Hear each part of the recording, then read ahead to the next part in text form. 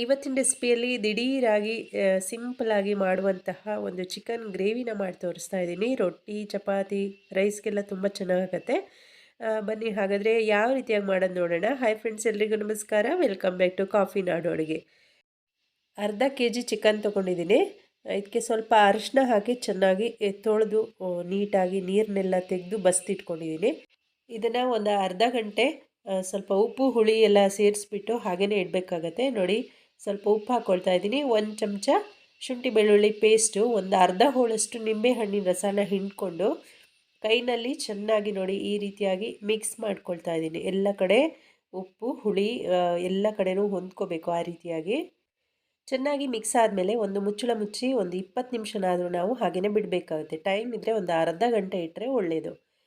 ಈಗ ಒಂದು ಬಾಣಲೆಗೆ ನೋಡಿ ಒಂದು 2-3 ಚಮಚ ಎಣ್ಣೆ ಹಾಕ್ಕೊಳ್ಳೋಣ. ಎಣ್ಣೆ ಬಿಸಿ ಆದಮೇಲೆ 1-2 ಹಸಿಮೆಣಸಿನ್ಕಾಯಿ, ಸ್ವಲ್ಪ ಅಜ್ವಾನ ಮತ್ತು ಶಾಯಿ ಜೀರಾ, ಕಲ್ಲು ಹೂ ಅಂತೀವಲ್ಲ ಅದು, ಒಂದು ಸ್ಟಾರ್ ಹೂ, ಒಂದು 3-4 ಲವಂಗ, ಪಲಾವ್ ಎಲೆ, ಒಂದು ಚಕ್ಕೆ 1 ಇಂಚಷ್ಟು, ಇದಿಷ್ಟನ್ನು ಹಾಕ್ಕೊಂಡು ಸಣ್ಣ ಉರಿಯಲ್ಲಿ 1-2 ಸೆಕೆಂಡು ಚೆನ್ನಾಗಿ ಫ್ರೈ ಮಾಡ್ಕೋಬೇಕು. ನೋಡಿ, ಫ್ರೈ ಮಾಡ್ಕೊಂಡಿದ್ದಾಗಿದೆ. ಈಗ 1-2 ದೊಡ್ಡ ಸೈಜ್ ಈರುಳ್ಳಿಯನ್ನು ಈ ರೀತಿ ಸಣ್ಣ ಸಣ್ಣದಾಗಿ ಕಟ್ ಮಾಡಿ ಅದನ್ನು ಕೂಡ ಸೇರಿಸ್ಕೊಳ್ತಾ ಇದ್ದೀನಿ. ಈರುಳ್ಳಿನ ಚೆನ್ನಾಗಿ ಸಣ್ಣ ಉರಿಯಲ್ಲೇ ಕಲರ್ ಚೇಂಜ್ ಆಗೋವರೆಗೂ ಫ್ರೈ ಮಾಡ್ಕೋಬೇಕಾಗತ್ತೆ. ನೋಡಿ, ಇಷ್ಟಾದರೆ ಸಾಕಾಗತ್ತೆ. ಇದಕ್ಕೆ ಒಂದು ದೊಡ್ಡ ಸೈಜ್ ಟೊಮೊಟೊ ಹಣ್ಣನ್ನು ನೋಡಿ ಕಟ್ ಮಾಡಿ ಮಿಕ್ಸಿಯಲ್ಲಿ ರುಬ್ಬಿ ಪ್ಯೂರಿ ಮಾಡಿ ಅದನ್ನು ಕೂಡ ಸೇರಿಸ್ಕೊಳ್ತಾ ಇದ್ದೀನಿ. ಗ್ರೇವಿ ತುಂಬ ಚೆನ್ನಾಗಾಗತ್ತೆ ಈ ರೀತಿ ಟೊಮೊಟೊನ ರುಬ್ಬಿ ಹಾಕ್ಕೊಳ್ಳೋದ್ರಿಂದ. ನೋಡಿ, ಹಸಿ ವಾಸನೆ ಹೋಗೋವರೆಗೂ ಸಣ್ಣ ಉರಿಯಲ್ಲಿ ಫ್ರೈ ಮಾಡ್ಕೊಂಡ್ಮೇಲೆ ಈಗ ಒಂದು 20 ನಿಮಿಷ ನಾನು ಚಿಕನ್ನ ನೆನೆಸಿಟ್ಕೊಂಡಿದ್ನಲ್ಲ, ಆ ಚಿಕನ್ನ ಈಗ ಇದಕ್ಕೆ ಸೇರಿಸ್ಕೊಳ್ತಾ ಇದ್ದೀನಿ. ನೋಡಿ, ಎಲ್ಲ ಕಡೆನೂ ಮಸಾಲೆ ಹೊಂದ್ಕೋಬೇಕು. ಆ ರೀತಿಯಾಗಿ ಚೆನ್ನಾಗಿ ಮಿಕ್ಸ್ ಮಾಡ್ಕೊಳ್ಳೋಣ. ಈಗ ಎಲ್ಲನೂ ಚೆನ್ನಾಗಿ ಮಿಕ್ಸ್ ಮಾಡ್ಕೊಂಡು ಆದಮೇಲೆ ಒಂದು ಮುಚ್ಚಳ ಮುಚ್ಚಿ ಒಂದು 2-3 ನಿಮಿಷ ಮೀಡಿಯಮ್ ಫ್ಲೇಮ್ನಲ್ಲಿ ಇಟ್ಕೊಂಡು ಬೇಯಿಸ್ಕೊಳ್ಳೋಣ. ಇದಕ್ಕೆ ನೀರು ಹಾಕ್ಕೊಳ್ಳೋದು ಬೇಡ. ನೋಡಿ, ಒಂದು 2-3 ನಿಮಿಷ ಆಗಿದೆ. ಇದರಲ್ಲಿರುವಂತಹ ನೀರಿನಂಶ ಎಲ್ಲ ಬಿಟ್ಕೊಂಡಿದೆ.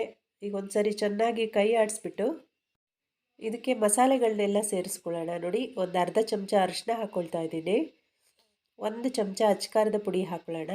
ಹಾಗೆಯೇ 1/4 ಚಮಚದಷ್ಟು ಧನಿಯಾ ಪುಡಿನ ಸೇರಿಸ್ಕೊಳ್ತಾ ಇದ್ದೀನಿ. ಅರ್ಧ ಚಮಚ ಗರಂ ಮಸಾಲೆನೂ ಇದ್ರ ಜೊತೆಗೇ ಸೇರಿಸ್ಕೊಳ್ತಾ ಇದ್ದೀನಿ.